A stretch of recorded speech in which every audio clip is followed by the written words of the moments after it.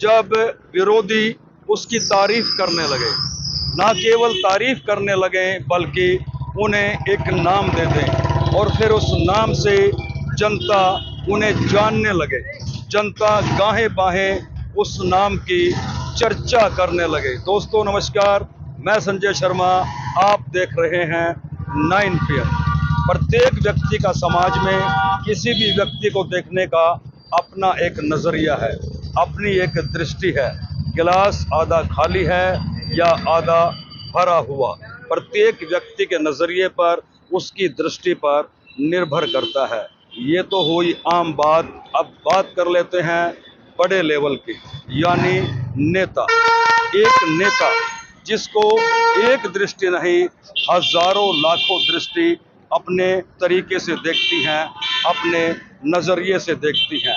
हजारों लाखों लोगों की दृष्टि, हजारों लाखों लोगों के नजरिए के बीच एक नेता को जनता की कसौटी पर खरा उतरना पड़ता है। वर्ष 2011-12 घरोंडा के इतिहास की एक दिलचस्प कहानी, एक ऐसी कहानी उसको याद करके घरोंडा के लोग सिहर जाते हैं। छोटा मामला नहीं था, मामला अपने आप में बड़ा था।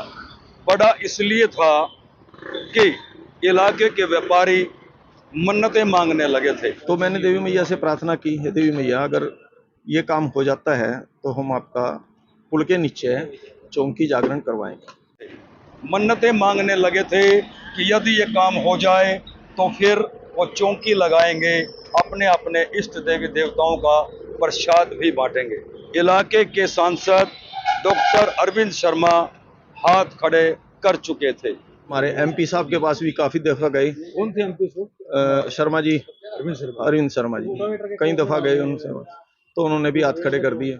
घरोंडा शहर जो अपने आप में खूबसूरत है, हाईवे पर 2 हिस्सों में बंटने जा रहा था। शहर हमारा 2 हिस्सों में बट जाएगा और एक बहुत बड़ी समस्या हो जाएगी।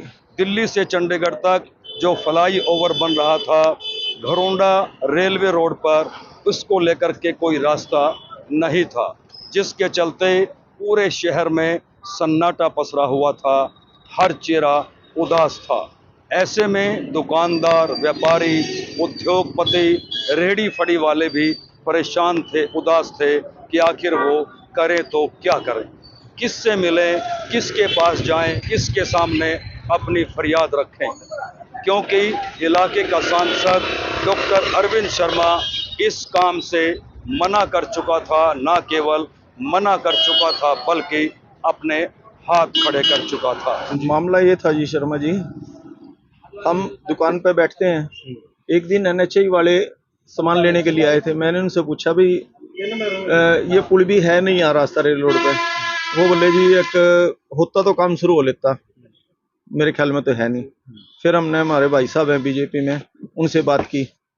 उन्होंने आईडी स्वामी के दामाद हैं शर्मा जी, उनसे पूछ के बताया भाई ये यहाँ पे रास्ता है कि नहीं, अंडरपास कोई।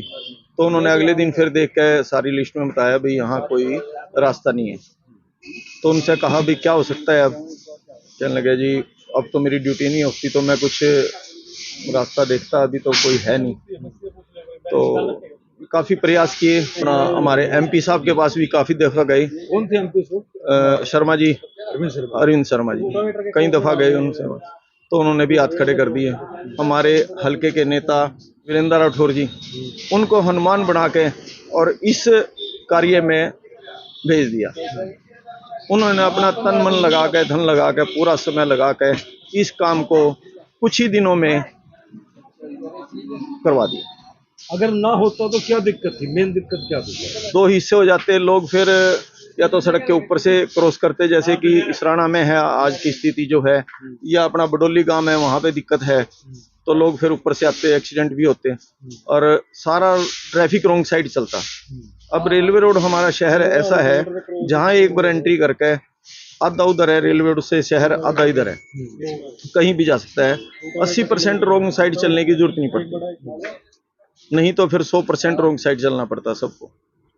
ये समस्या बहुत बारी आती। अब पैदल जो जाता है, चलो मोटरसाइकिल स्कूटर वाला चला जाएगा रॉन्ग साइड, पैदल कहाँ से जाएगा इतनी दूर, 1 किलोमीटर जाना उधर, 1 किलोमीटर जाना उधर, लोगों के लिए बहुत समस्या होती। तो देवी मैया की कृपा से ये बड़ा मतलब हनुमान जी बनाकर राठौर जी को भेज दिया और उन्होंने अपना तन मन धन लगाकर बिल्कुल देश की सेवा के लिए ये कार्य किया। जिस समय राठौर जी कुछ भी नहीं थे, देवी मैया ने उनको बहुत कुछ दे दिया एकदम, जा भाई ये काम कर, और उनके हाथ में एक ताकत आई थी जिसकी वजह से एकदम ये काम घरोंडे का शहर का हुआ। जी कृष्ण जी, मैं आपसे ये जानना चाहूंगा कि राठौर जी के बारे में ये कहा जाता है कि जो वो कह देते हैं ना फिर वो कर देते हैं, ये बात कितनी सच है?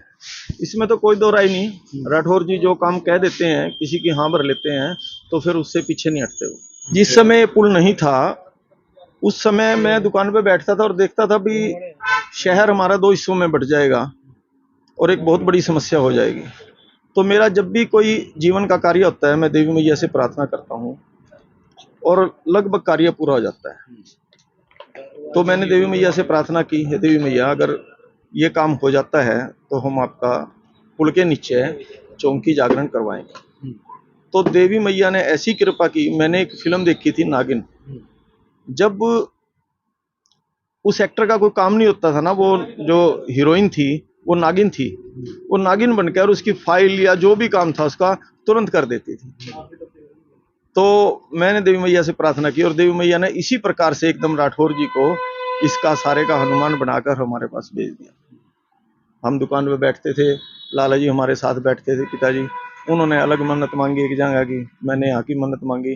तो देवी मैया का और एक गुहाना आश्रम है चमत्कारी संत का, उनकी उन्होंने मन्नत मांगी, फिर हम वहाँ स्वामनी लगा कर जाके, तो इन कारणों से हमारा ये काम हुआ। बाकी सारे शहर का साथ रहा, अपना MC है सुभाष, वो सारे में साथ रहे हमारे। तो और बाकी लोग साथ रहे, सुभाष, ये अपना राजेश आर्य जी, महेंद्र पाल गर्ग जी जो आजकल गौशाला के प्रधान हैं, गौशाला में बड़ा अच्छा कार्य कर रहे हैं, वो सारे साथ रहे, उन्होंने तन मन धन से साथ दिया। और फिर उसके बाद हमने अपना पुल के नीचे ही एक रात चौकी करवाई, उसमें आया राठौर जी और सारा समाज आया, सबने माता का धन्यवाद किया और इस प्रकार से ये काम बड़ा जल्दी से हो गया। तो सुना आपने, RSS के लोगों का मानना है, RSS के लोगों का कहना है, RSS के लोग वीरेंद्र सिंह राठौर की तारीफ करते हुए नहीं थकते और डंके की चोट पर कहते हैं कि जो वीरेंद्र सिंह राठौर कह देते हैं वो करके दिखाते हैं। है ना दोस्तों, अपने आप में दिलचस्प कहानी।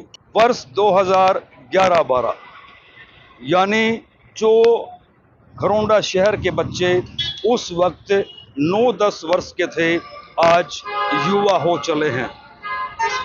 सम्मानित मतदाताओं की लिस्ट में उनका नाम आ चला है। हो सकता है वो घरोंडा शहर की इस सच्चाई से वाकिफ ना हो कि आखिर क्यों वीरेंद्र सिंह राठौर के बारे में ऐसा कहा जाता है कि जो वीरेंद्र सिंह राठौर कह देते हैं फिर उसे करके दिखाते हैं।